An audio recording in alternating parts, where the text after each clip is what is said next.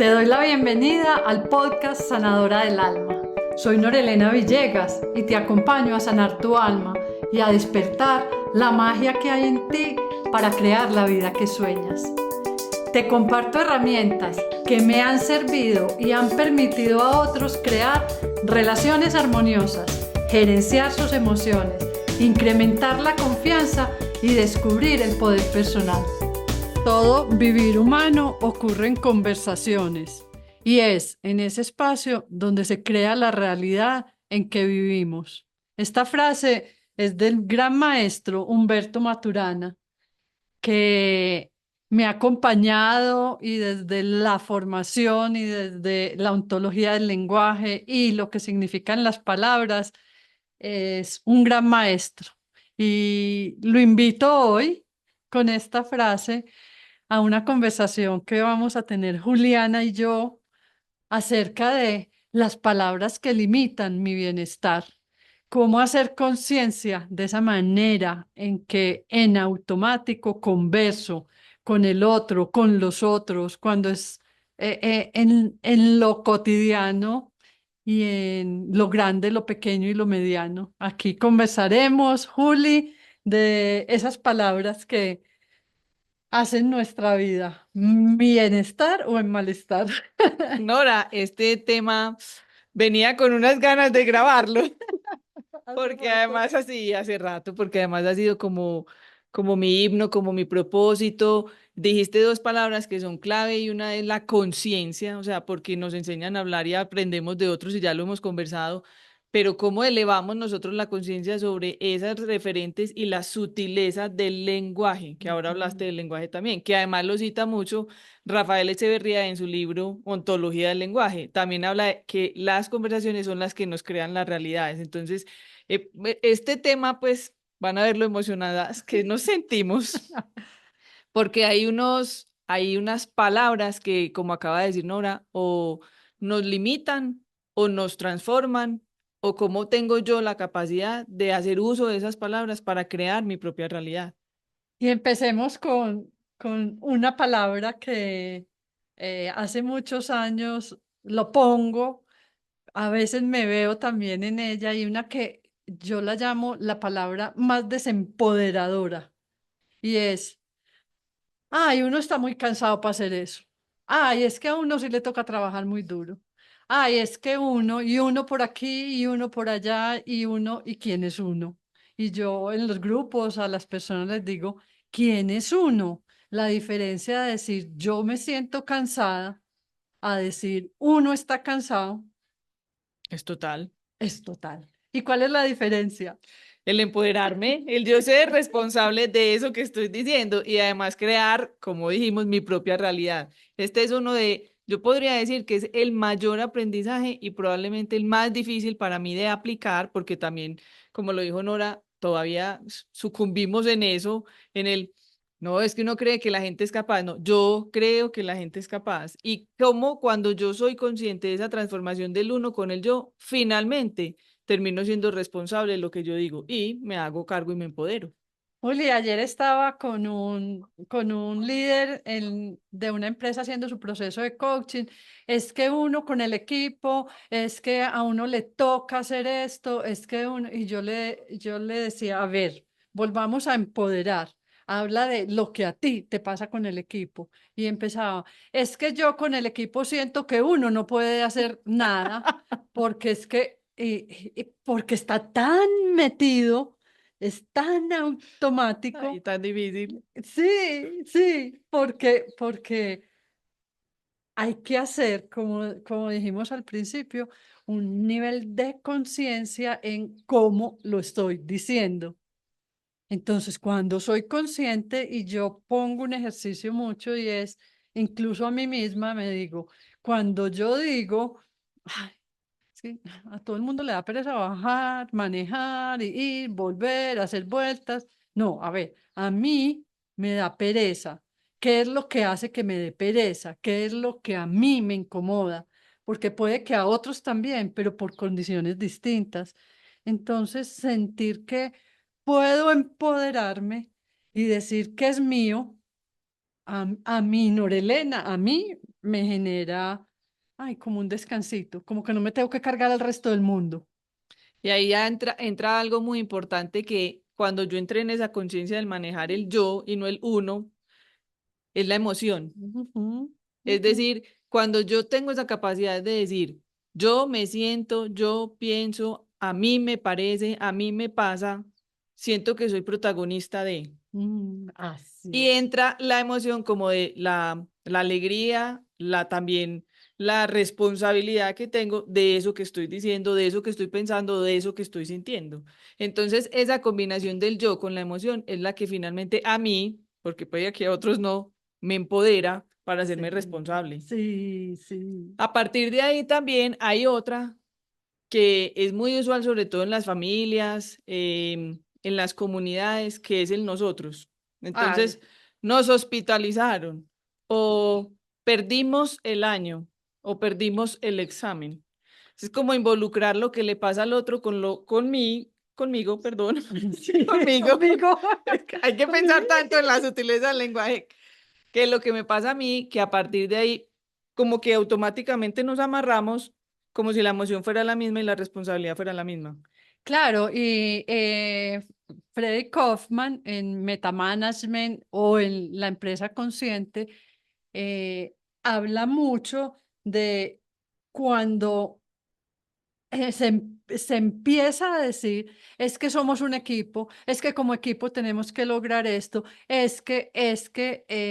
cuando involucro al otro, Freddy Kaufman fue el primero que yo le oí, el de víctima y protagonista, es cómo involucro a los otros para que los otros se sientan tan mal como yo. Es que a nosotros nos toca trabajar muy duro en esta área. No, Nora, es que a usted no le ha tocado. Es que el grupo primario de nosotros es terrible. ¿Qué es lo que a ti te incomoda en tu grupo primario? ¿Qué es lo que a ti te incomoda de tu área? O te molesta, o te enferma, o te genera malestar, o te genera... Hay que empezar a nombrarlo. Entonces, cuando lo ponemos en muchos, es como mal de muchos, consuelo de tontos. ¿Cómo empezarlo a desfigurar? Y dónde sí somos nosotros, los que estamos levantando esta mesa somos nosotros cuatro, y ahí hay un nosotros, pero cuando es un yo, cuando es un a mí y cuando es juntos construimos tal cosa, donde tal hizo esto y somos una suma, pero a nosotros no nos hospitalizan. Hospitalizan a mi mamá y yo voy a acompañarla en la hospitalización. Hospitalizan o el equipo perdió o ganó. Yo ahí hice esto, hice lo otro. Entonces, pararme, que ahorita lo decías como desde la emoción y desde el cuerpo, cómo pararme yo como protagonista y decir, eso me pasa a mí. ¿A ti también te pasa? Ay, sí, ¿cómo te pasa? Y bueno, y vamos sumando, pero también ser consciente que puedo desde ahí ver el juicio que tú tienes, el que yo tengo, y que es completamente distinto el sentir. Y que los dos son válidos. Claro. Que de hecho, cuando nosotros hablamos también en un episodio de los verbos Pendencia. pendejativos, los debería, los supuse, los imaginaría, etcétera, eh, esos verbos atraen mucho ese suponer del sentimiento del otro y involucrarnos como en esa burbuja de caer todos, como decía Kaufman, o todos, Entonces, todos junticos para arriba, todos junticos para abajo. Entonces, esa suposición hace que yo crea y por eso las masas, cuando se mueven juntas, pues hay unos que se dejan llevar y hay otros que se devuelven irreverentes y dicen, no, yo yo no. no pienso Yo, así. exactamente. Entonces, es esa sutileza y hoy el episodio está muy enfocado en la sutileza del lenguaje, porque cuántas veces en el día nosotros decimos, Yo no, digo, vio, nosotros decimos, yo digo, no, es que uno debería ser más consciente. No, uno no, yo debería ser más consciente. O o cuántas yo veces, quiero ser más consciente para quitarle el porque, debería. porque para allá iba. ¿Cómo nosotros combinamos esa inconsciencia con el debería, con el me toca, con el necesito, que son otras de las palabras de las que vamos a hablar aquí? ¿Cómo nosotros esas palabras nos generan un límite y una suposición? Ay, Juli, nosotros. ¿Cómo a mí esas Dice, palabras? no, es que sí, Eso es pasa. muy Y por difícil. eso, y aquí no estamos hablándolo porque seamos expertas, sino porque yo, por ejemplo, le decía a Juli, hablemos de este tema, porque veo en los grupos, me pasa, veo en la emoción, cambia completamente y pongámoslo aquí, pero ya nos estás oyendo cómo es de automático el ponerlo en nosotros. Estamos en absoluta conciencia y sale en nosotros. Exacto. Entonces, la invitación es, ¿dónde tú ahí estás generalizando por lo que uno piensa o empoderándote y no siendo víctima de lo que a otros les pasa? Desde decir, a mí me pasa, yo siento, yo quiero, yo opino, yo. Alguien me decía, Juli, y iba a pasar a otro tema, pero no, alguien me decía, Nora, pero es que a mí me han enseñado a que involucre a la gente, porque es que eso suena muy egoísta cuando digo, yo siento, a mí me pasa, es distinto si digo, a nosotros en el equipo nos pasa, o a nosotros en la casa, o a nosotros en donde sea. Entonces, hay una distorsión de la figura a juicio mío, porque no es ser egoísta, es que a mí me pasa eso, puede que a ti, que estamos compartiendo lo mismo y probablemente nos sintamos incómodos, nos pasen distinto. Entonces, desde ahí, ¿cómo ser protagonista de lo que a ti te pasa, de lo que tú ves? Además, porque eso está ligado con lo que dijiste ahora de mal de mucho consuelo de tontos, pero también cuando tantos hay responsables, a la vez ninguno es responsable. Entonces, cuando yo caigo en ese nosotros, meto un montón de responsabilidades que al final del día nadie termina siendo responsable y soy yo la que tengo que asumir qué pedacito mío faltó ahí para que pudieran lograrse los objetivos o para que yo pudiera organizar el paseo, para que pudiéramos salir en familia. Entonces, es como esa responsabilidad es la que me genera realmente una acción, Una acción. no una Oh, generalización, que esos son los absolutismos que son tan peligrosos. Uli, ¿no te ha pasado? Yo a veces soy, hijos, tenemos que hacer el almuerzo para mañana o tenemos que comprar. Ay, no, Tengo. o ¿quién? ¿Quién compra qué? Vamos a ir todos juntos. Yo me responsabilizo de qué pedacito, el otro de qué, porque somos tan en manada que ninguno termina siendo responsable. Y que cuando las cosas no salen, entonces se Aquí se buscan le los echa la... culpables. Así es.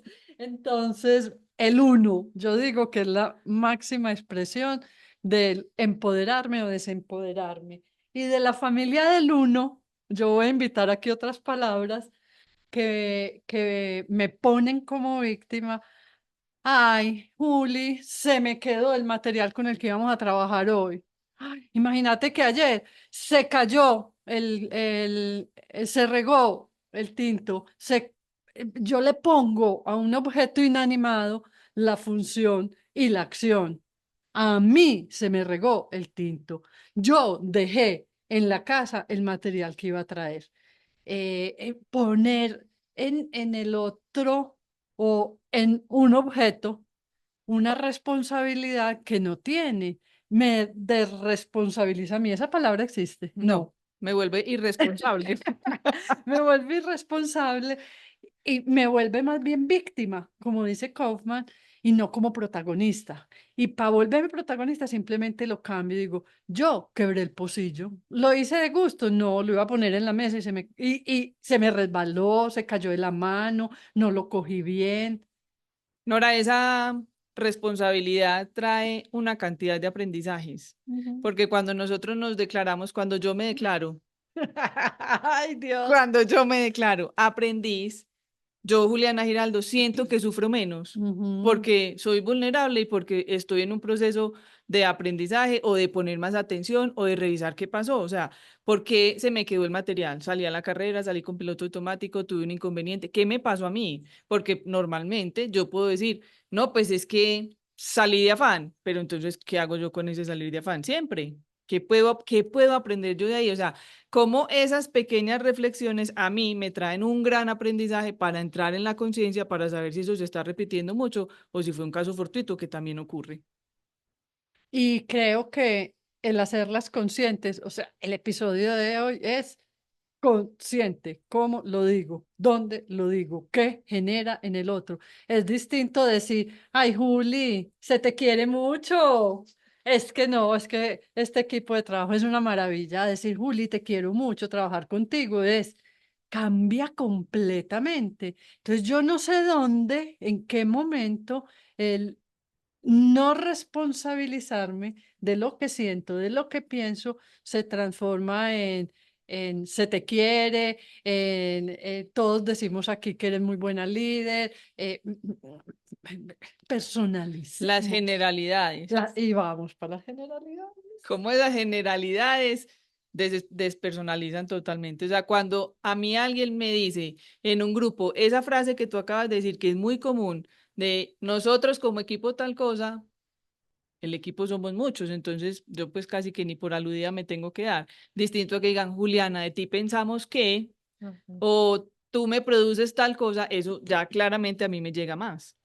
Entonces, cuando hacemos estos programas con los grupos, las sesiones, y transmitimos, y digo nosotras dos con lo que estamos haciendo juntas, este podcast, otras sesiones grupales, empezar a llevar a que el otro lo vea y sienta la diferencia, porque yo me vuelvo muy necia y empiezo, es que uno aquí le toca demasiado trabajo. Y yo, a ver, ¿cómo lo dirías sin el uno? Y cuesta, cuesta. Y cuando lo hace, yo digo, ¿qué sentiste distinto? Y al equipo, ¿qué escucharon distinto? Claro, porque se siente desde la emoción se siente más empoderado y el equipo le llega más directo el mensaje, no es tan Entonces, indirecto. entonces, cómo ser más directo, cómo irlo transformando. Entonces, no te digo se te quiere, te digo te quiero, o aprecio, o te admiro. Ah, es que eso suena muy grande, te quiero, listo, ¿cómo lo pongo? Pero poniéndolo aquí. Decir, eh, no sé, Es que, por ejemplo, esa despersonalización es como si yo no fuera capaz de ser responsable de decir te quiero, o sea, si me pesa tanto, entonces no lo digo. no lo digo. Entonces no lo digo con ese ejemplo que estabas poniendo, porque si decir te quiero tanto suena tanto para mí, pues entonces yo más bien cambio la frase por otra. Y creemos que cuando entramos en el se les quiere, no, pues ya cumplí, chulo para todos, pico para todos, chao que me voy, y realmente no lo estoy entregando como yo quiero entregárselo a esa persona, ese mensaje, ese detalle, esa palabra, esa cercanía. Me encanta porque y les vamos a dejar al final el link para el video de víctima protagonista que tiene Kaufman, porque dura un minuto, pero es la claridad de cómo yo, desde el lenguaje, me empodero, me victimizo, me puedo volver protagonista. Y es sutil en las palabras, absolutamente profundo en lo que genera y cómo transforma. eh, Desde el víctima y desde el protagonista. Nos vamos con otro bloque que nos gusta mucho. Mucho. Los absolutismos más peligrosos que un visco con una escopeta, como dicen por ahí. Porque es que así como caímos en esa, podemos caer, yo puedo caer, cada uno de ustedes puede caer, tú puedes caer en esa impersonalización, Ajá, podemos caer en esa totalidad. ajá. Nunca, siempre, todo, nada. Y aquí a mí me gusta detenerme en las conversaciones puntualmente con los jefes, con las parejas y con los hijos. Tú nunca me traes un detalle. Tú siempre llegas tarde a la reunión. Ujú, Con los hijos tú siempre eres desordenado. Entonces, ujú, ese siempre cómo lo podemos convertir, cómo yo lo convierto en un hecho real, pasando de los juicios a las afirmaciones, en lo que yo veo, lo que yo siento y a mí me pasa cuando alguien ujú. llega incumplido, cuando alguien no entrega, y lo hacemos muy para sacarlo como la queja, En el como drama. el drama, ese cansancio, como, o sea, es que esto pues está horrible. ¿Cómo yo puedo ser consciente de esas palabras y poderlas utilizar por otras? Además, porque tengo que decirte que el idioma español es el idioma que probablemente más sinónimos tiene para todas las palabras. Entonces, como yo cambio un siempre por un a veces, ocasionalmente, a mí me pasa que cuando. Ujú. Y esos absolutismos, incluso en el diseño de una conversación, eh, yo soy como muy clara en, es distinto sentarme a decir, es que siempre llegas tarde, siempre eres incumplido, siempre o nunca haces esto, a decir, las últimas 3 veces llegaste tarde a la reunión. Para mí estás siendo incumplido. Nora, y como nosotros hablamos aquí no solo del lenguaje, sino Ajá, del cuerpo, ajá. a mí me pasa, pero lo he evidenciado mucho, que cuando llegan con esos absolutismos, yo me pongo como en defensa. Nunca, como que nunca. Si la semana pasada tal cosa, siempre, como que siempre. Yo tal. Entonces, como mi cuerpo inclusive reacciona frente a esos absolutismos y me ponen como en una posición de defensa, Me siento atacado. literal. Entonces yo vengo en la conversación a decirte o a expresar más bien todas las otras veces en que yo no hice eso que me estás diciendo que siempre hago Exactamente. o que nunca he hecho. Entonces, los absolutismos daña mucho las relaciones, Juli. Yo me acuerdo y yo, pero ¿por qué? ¿Pero por qué yo? ¿Cómo que siempre? Si estoy haciendo un esfuerzo grandote para conversar de otra manera, ¿cómo me dices que siempre converso mal? ¿Cómo me dices que siempre o nunca te escucho? Entonces, ¿dónde? ¿Dónde sirve un siempre y dónde sirve un nunca?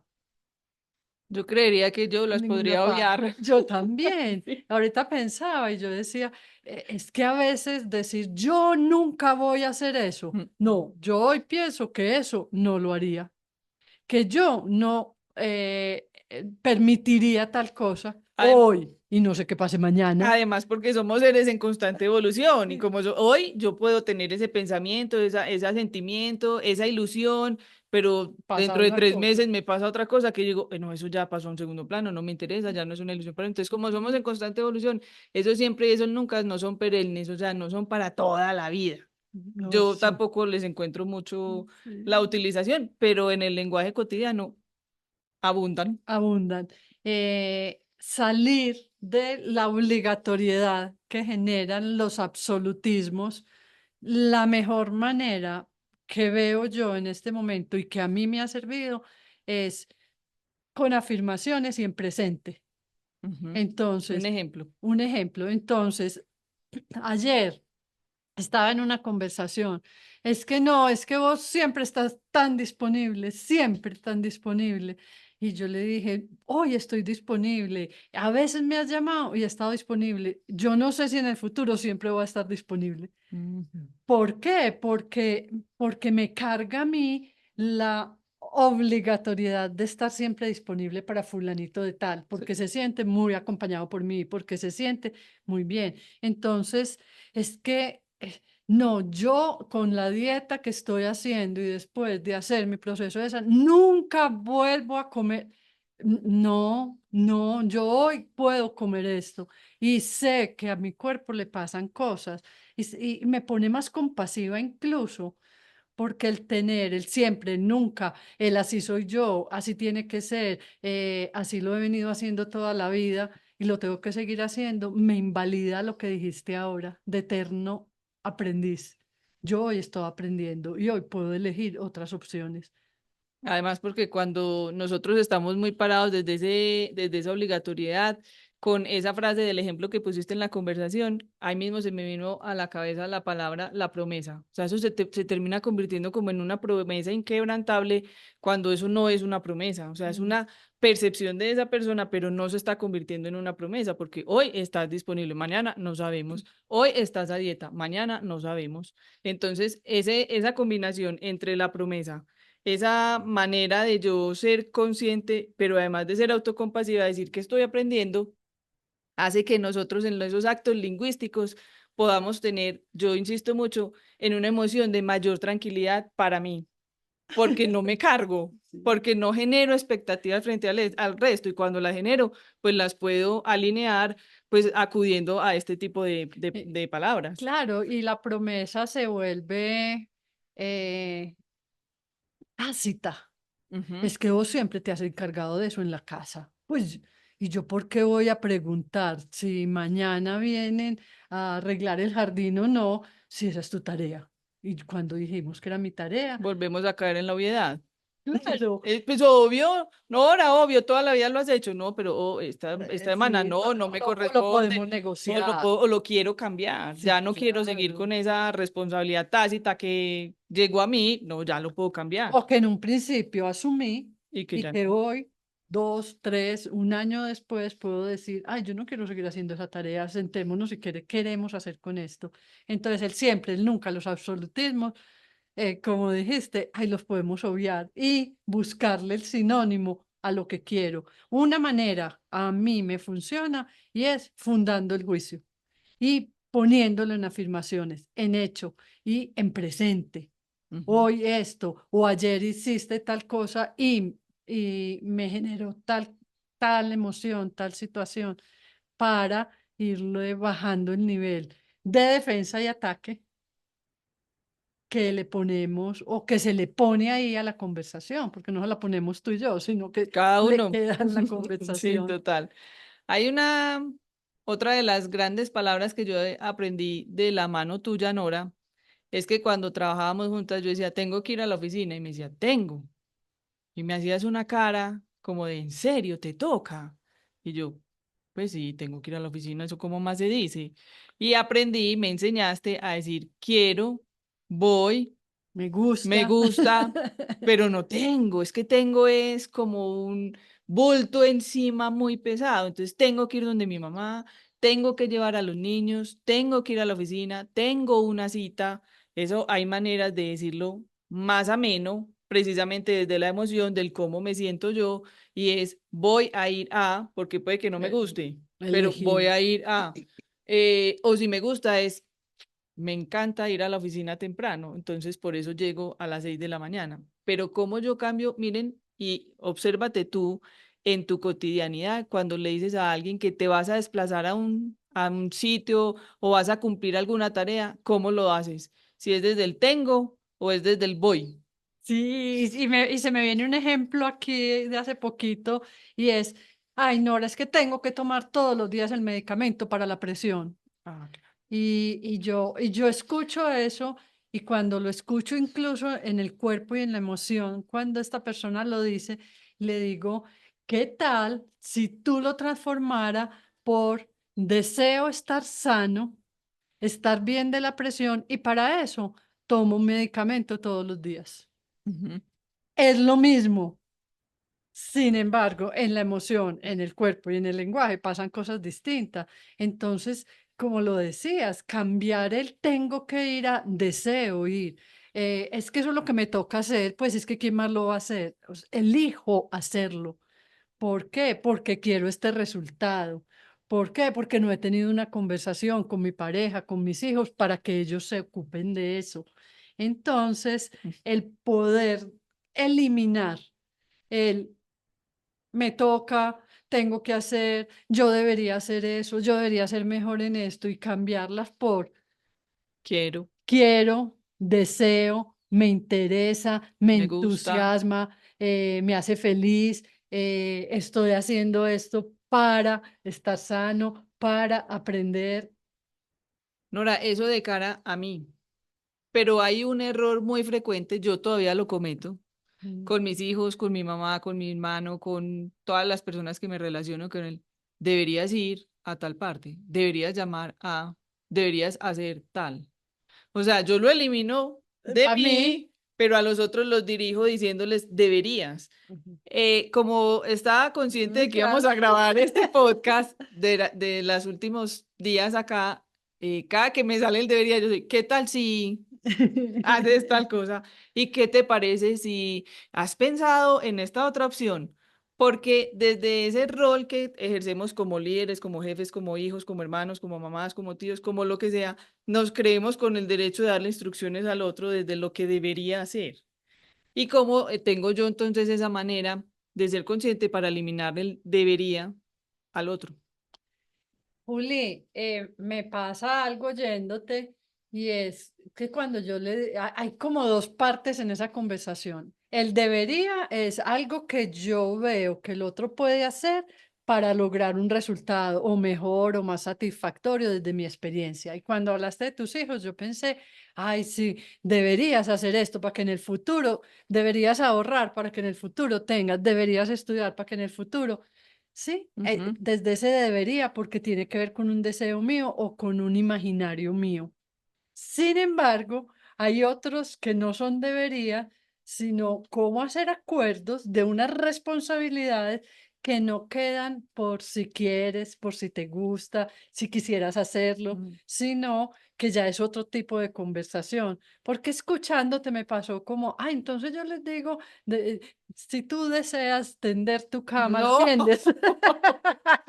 ahí hay una obligatoriedad, entonces deberías o tienes que, o sea, O aquí hay una o responsabilidad. cómo llegamos a un acuerdo para que tú todos los días tiendas la cama. Porque aquí Claramente, viviendo, sí, entonces, porque me prendió aquí una lucecita de alarma como decir, ay, entonces yo no le puedo decir a los otros lo que espero, lo que necesito, claro, con la promesa, con acuerdos, con cuáles son nuestras necesidades, responsabilidades y cómo las vamos a cumplir con cada uno de los que vivimos en esta casa, cómo hacemos que pase. a mí lo que me pasa con eso que estás diciendo es que yo me paro desde la coherencia que yo no debería Ujú, decirle a mi esposo que haga ejercicio si yo no hago ejercicio. Pues ujú. es como, ¿cómo puedo tener? Juli, y así hagas ejercicio.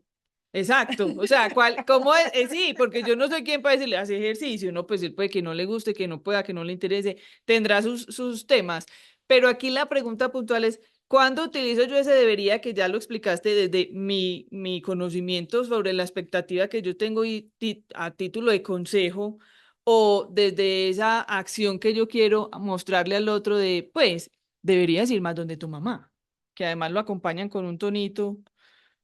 ¿Cómo separo yo esos dos deberías? Claro, ¿cómo busco el sinónimo desde cuál es mi deseo?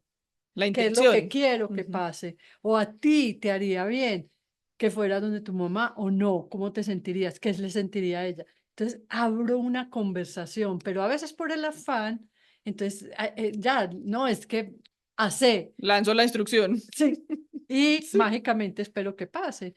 Y no sabemos, no sabes ahí en qué emoción lo recibe el otro y qué total. juicios hace, cómo se siente valorado, invalidado, porque es que me dijo que debería, entonces, ¿por qué lo tengo que hacer yo y no mi otro hermano? O Ujú. ¿por qué no otro del equipo?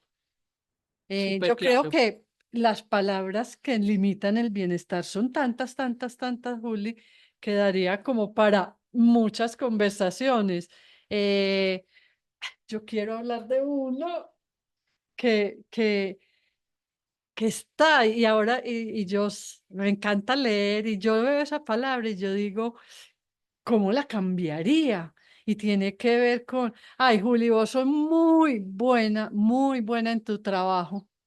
¿Qué esperas que yo diga? Pero, Pero, pero, el pero. suena el tonito de ya estoy esperando qué es lo que no está bueno. Ujú.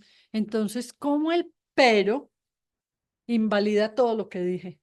Porque lo que me queda es lo que hay después del pero. Ese pero, yo he hecho el ejercicio de reemplazarlo por un y. Ujú, Y me pasa mucho que ya le vas a buscar el pero, pues. sí. Ah, no, es que es una persona que siempre le busca el pero a las cosas. Ya está tan oficializado el qué irá a pasar después de eso tan bueno que me dijeron que, que como tú decías, invalida como esa frase bonita con la que yo me voy a quedar, con la que me siento agradecida, la que me hace sentir bien por el defecto, por el punto negro de la hoja blanca. Ajá. Entonces, la manera de cambiar lo que yo he utilizado y que a mí me ha funcionado es y. Entonces, por ejemplo, Nora, tu casa es demasiado hermosa, demasiado campestre y hay una tranquilidad y hace frío. Entonces, como yo pudiera ver, pero hace un frío y hace un frío, pero pues sí es una realidad. Entonces yo ahí ya no condiciono como el inconsciente del otro de me va a decir algo malo, sino pues además le parece que. Juli, y volvamos a la emoción y al cuerpo. ¿Qué pasa? O sea, si yo te estoy diciendo lo buena líder que eres, y estoy en atención plena a esperar lo que no es bueno. Entonces, y hay una conversación que es muy linda, que es la de retroalimentación. No tiene que ver con el pero, sino tiene que ver con que tú tienes unas habilidades, comportamientos, maneras de hacer las cosas que yo evidencio en tu cotidianidad y que a mí me gustan mucho como tu líder. Y hay otras que yo veo que puedes tener, afianzar, aprender, desarrollar. Y desde ahí no es sí, pero, sino tienes esto y esto Sí, también y hace parte de tu proceso, desarrollo, lo que tienes para ver. Entonces, creo que desde muy chiquitos, y yo me imagino como la cara y veo como a mis hijos chiquitos, pero que hice mal, claro que sigue. que sigue, Después de todo esto que me estás diciendo, ¿qué que sigue? sigue. Entonces, donde el pero como tal suma o resta. A mí me resta. A mí, en mi cerebro, lo que me pasa es que yo digo, bueno, y todo lo otro bueno que te dije no sirvió. Sí, pero me quedé con Con lo el último. pero, con Ujú. el último pedacito, con el punto negro en la hoja blanca. ¿Cómo lo integro al servicio de, hay posibilidades, hace parte del desarrollo, puedo aprender a mí? El ejemplo que pusiste de la casa, pero qué frío en vez del frío, y a mí el frío, a mí me incomoda. Y vuelvo a las otras palabras que Ujú. me empoderan, De lo que te pasa a ti, no de porque, lo general. porque para mí el pero, el frío no es pero, para mí es lo que Lo más me mejor. gusta. Sí, claro. Entonces, entonces, cuando estoy conversando con otro, ¿cómo le estoy entregando realmente? Y puedo decir, y quiero retroalimentarte de otras cosas que veo, que si las trabajas, yo vería esto, yo vería lo otro, y abro una conversación de retroalimentación, de crecimiento y de desarrollo. Ahora, con la retroalimentación puede existir porque pues en las empresas que hemos acompañado y pues en la cotidianidad que nosotros vivimos cuando éramos empleados, es que la retroalimentación es para dar varilla y ahora eso también ya está muy llamado a recoger y ya las personas, los líderes, inclusive las personas que participan en las diferentes retroalimentaciones son muy conscientes de que son oportunidades de mejora, de desarrollo y de reconocimiento, basado mucho en lo que acabas de decir. Las personas a veces llegan a la retroalimentación esperando el pero. Y Sí, no, cuando sí. no hay, son como, ya, listo, Y no hay nada más. terminamos. Y no hay nada más que decir. No, ya, pues suficiente. Entonces, ¿cómo vamos creando ese imaginario que la retroalimentación, pues la palabra misma lo dice?